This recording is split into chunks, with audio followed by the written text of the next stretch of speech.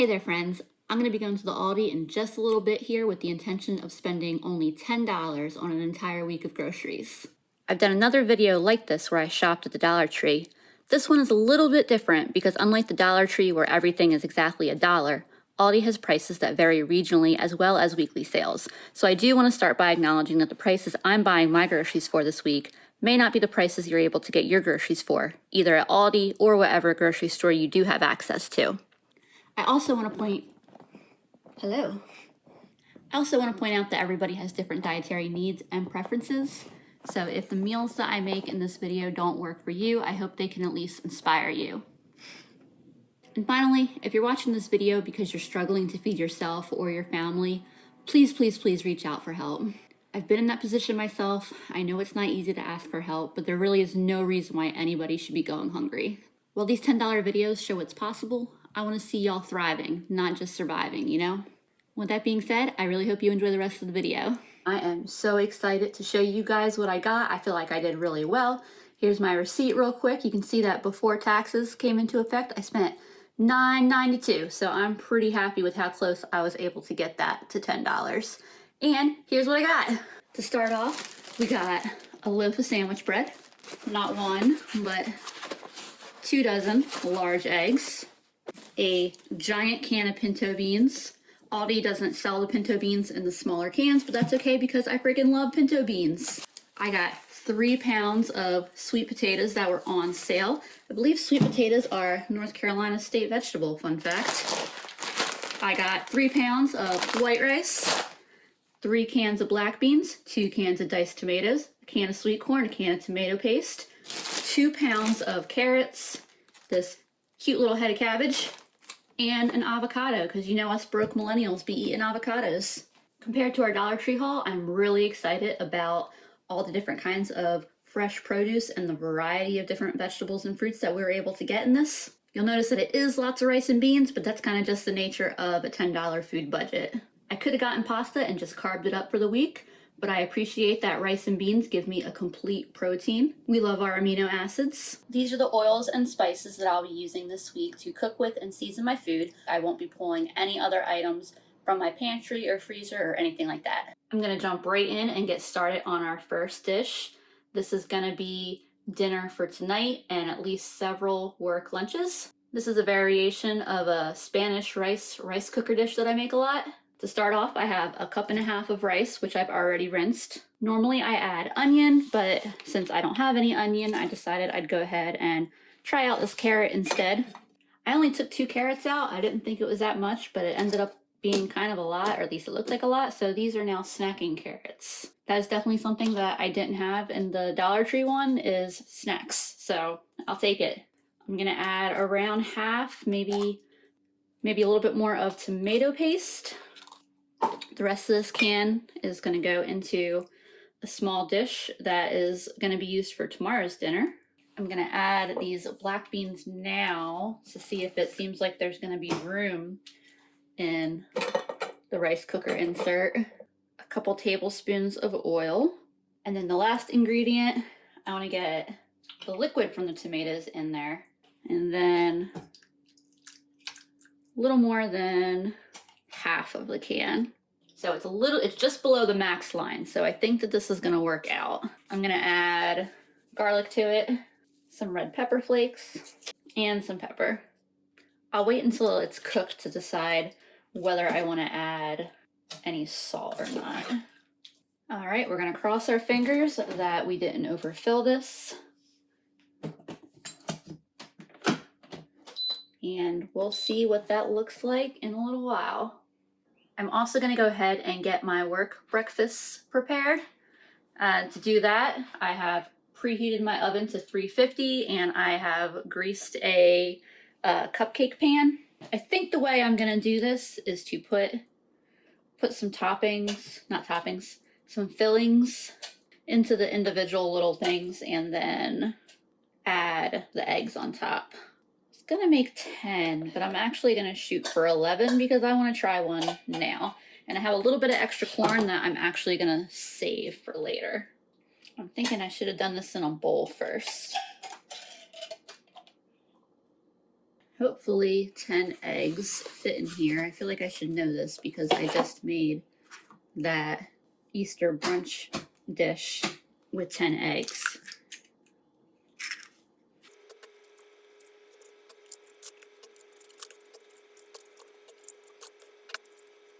I realize there's no way that 10, and actually it's 11 eggs that I want to do because I'm making an extra, that there's no way that all of those were going to fit in, so I'm not even going to try. Can y'all hear my cat in the background? It's because my mom's in the bathroom and she's not allowed to go to the bathroom by herself.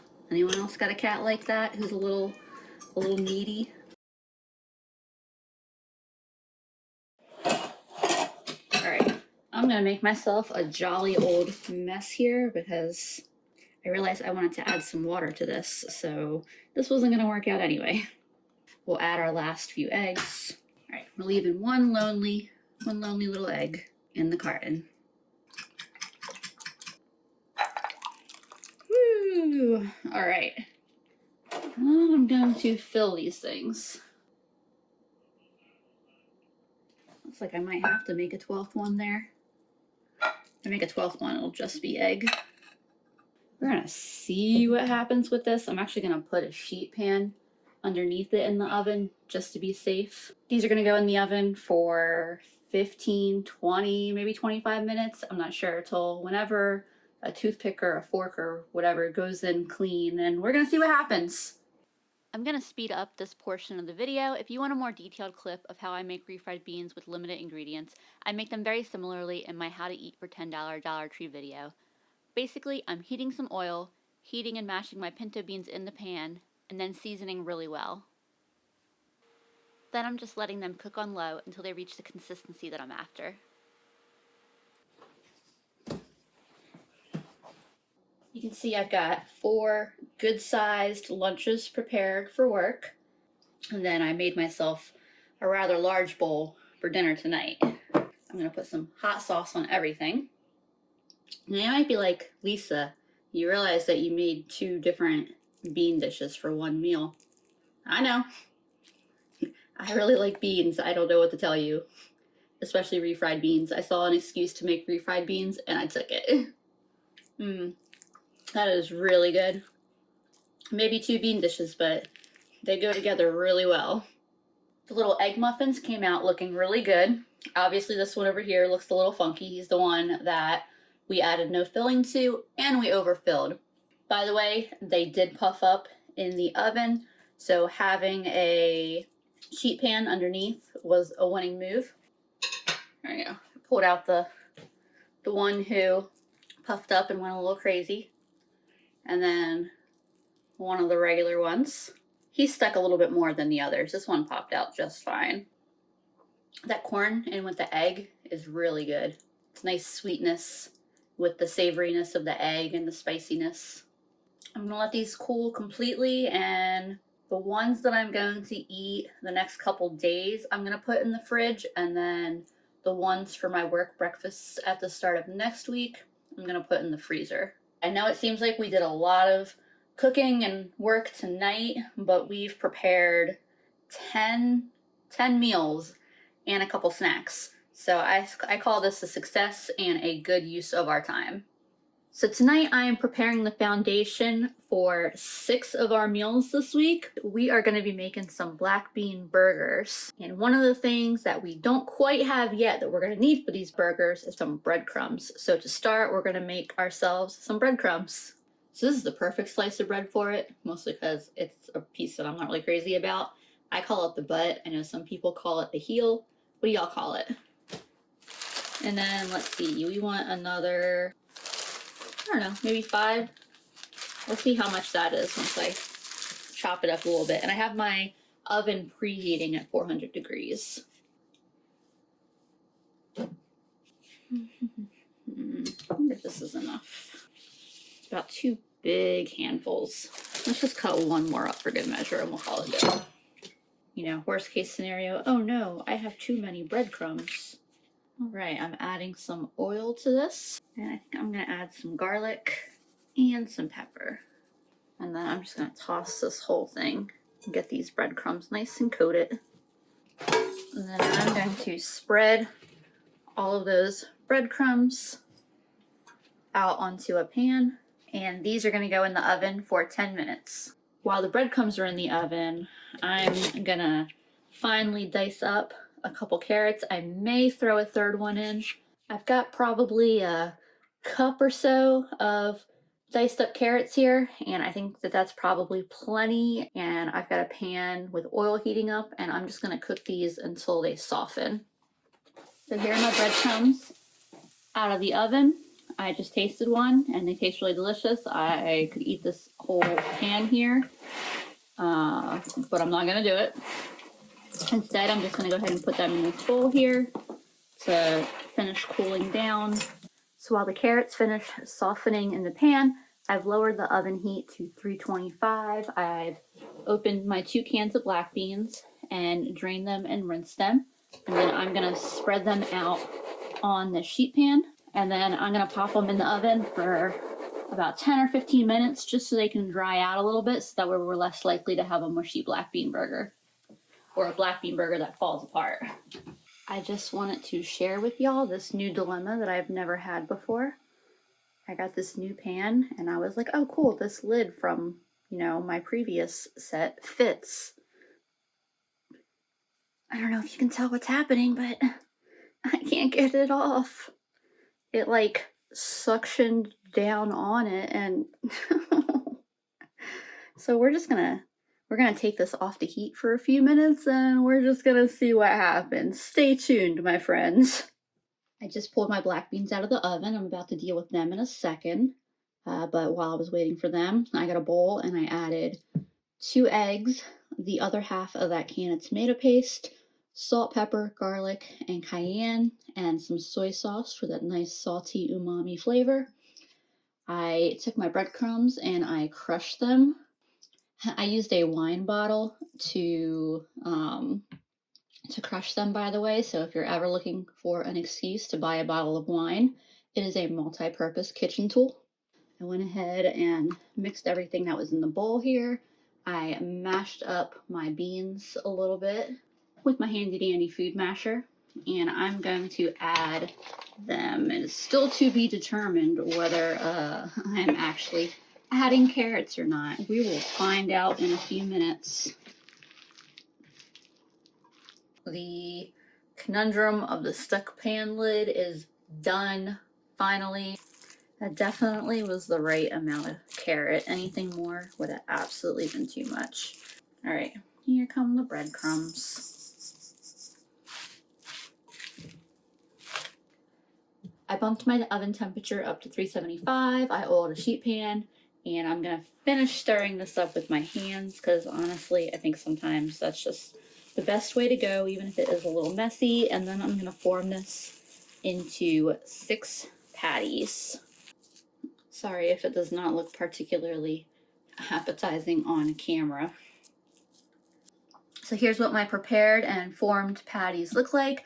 I'm gonna put them in the oven for 10 minutes, flip them over, and then put them in for another 10 minutes. I forgot to hit film on a clip there, but basically I just cut up a little over a pound of my sweet potatoes, tossed them in this bowl with oil and spices, and then I'm gonna cook them in the oven on a sheet pan.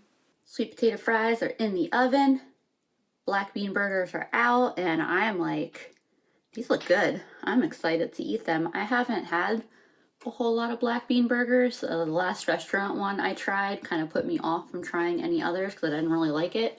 And here is my finished dinner plate with a third of my sweet potato fries. And then here's my sandwich. I don't know which condiment would be best on it yet. I'm about to try it for the first time. So Andrew makes a spicy, like almost like a Big Mac sauce that I think would be perfect on this.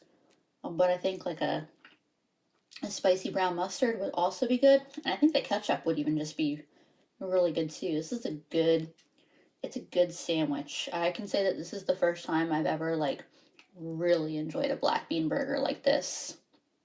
So I guess that's just the trick, is I need to make them myself at home because this is good. So I'm gonna make myself 3 dishes right now. of a black bean burger and the sweet potato fries.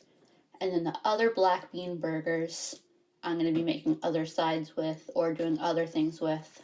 And I will show you that later in the week.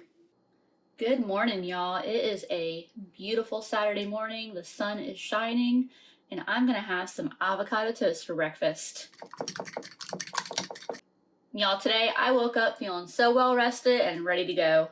Some of y'all leave me such kind, encouraging comments on my videos, and I just woke up ready to film today, so let's do this. So I've got 2 eggs here scrambled up. They really take no time at all to do, just a couple minutes, super easy.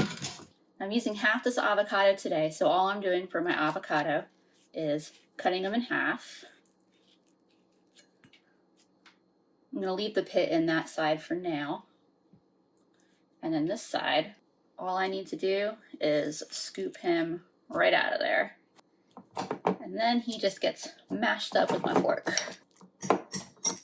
And then I like to season my avocado with a bit of pepper, a little bit of salt, and a little bit of cayenne. Piece of toast.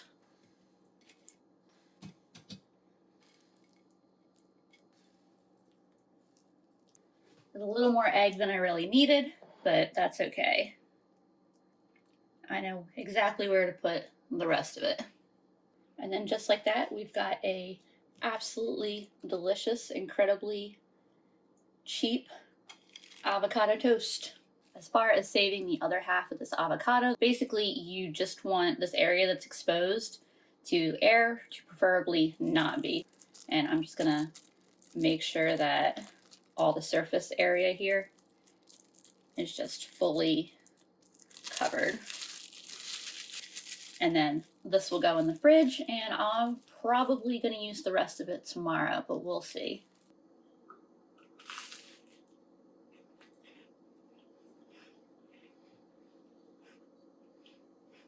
10 out of 10 breakfast. I've already got a cup of rice going, and I'm actually making my lunch for today and tomorrow. To start out, I've got some sweet potatoes here that I've washed, and I'm going to go ahead and cube. All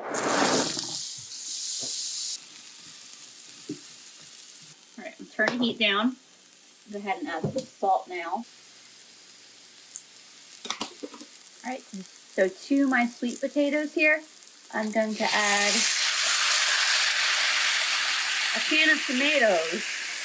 Got that mixed up. I'm gonna pop a lid on it and let that cook for a couple minutes. This is just about done. The final step is I've got 2 eggs here, and I'm gonna crack them right over top.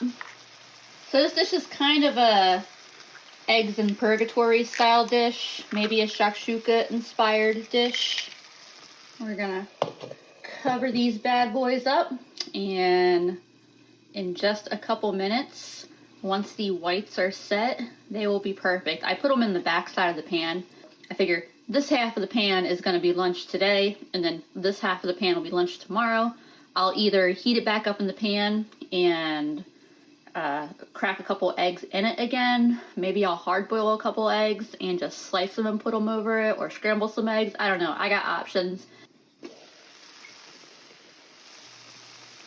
All right, these eggs look done. The whites are set. They're actually a little more cooked than I probably normally would cook them, but that's okay because they're gonna be good.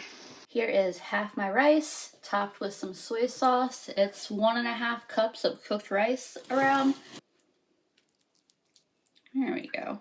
There's no going hungry for me in my future. Like, this is a substantial plate. Honestly, this is more than I would normally eat for lunch.